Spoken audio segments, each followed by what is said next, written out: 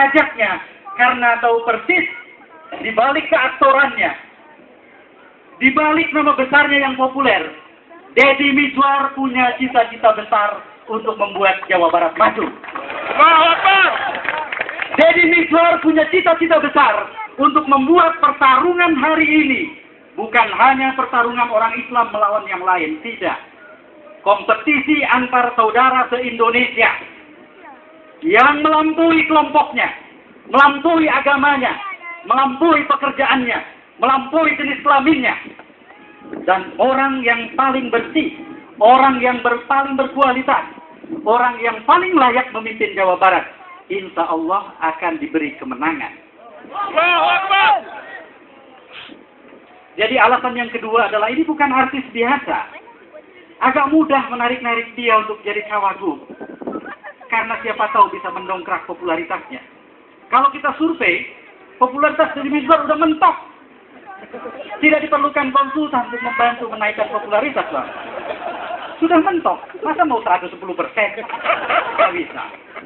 Itu alasan kedua. Jadi, karena itu punya sikap. Bukan sekedar selebriti. Diajak jadi cawagup, hayo. Diajak jadi calon wali kota, hayo. Diajak jadi kepala desa, hayo. Bukan seperti itu. Punya sikap. Dan karena punya sikap, Sandrina tadi sudah menjelaskan, menceritakan satu segmen. Hampir saja batal, saudara-saudara. Ketika satu malam, Deddy Mizwar mengatakan ke saya, Kang EF, udah lupakan. Selesai sudah urusan kita. Nggak usah kita lagi ngomong soal Jawa Barat. Rupanya, malam itu kami bicara, siangnya ada orang yang datang, dalam bahasa kita oknum, datang ke Deddy Mizwar, nawarin duit supaya mau jadi cawagup.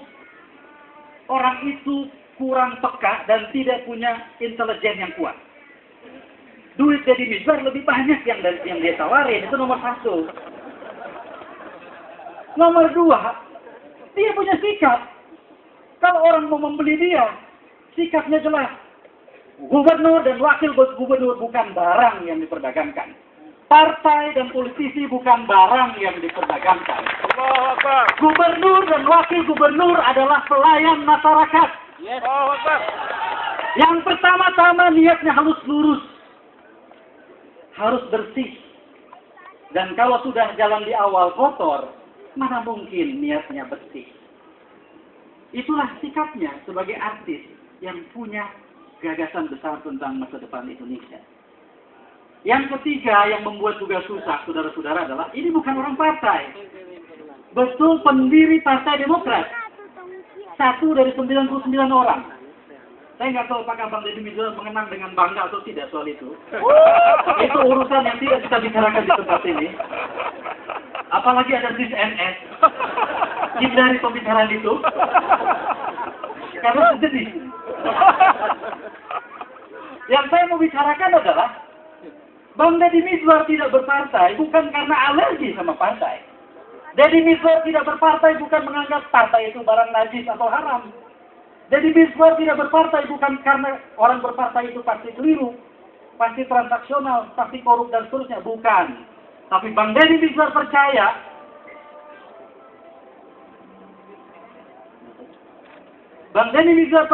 bahwa berpartai atau tidak berpartai, dari manapun kita datang, sejauh kita mengemban amanah dengan baik pada tugas kita masing-masing, maka orang itu bernilai, maka orang itu mulia.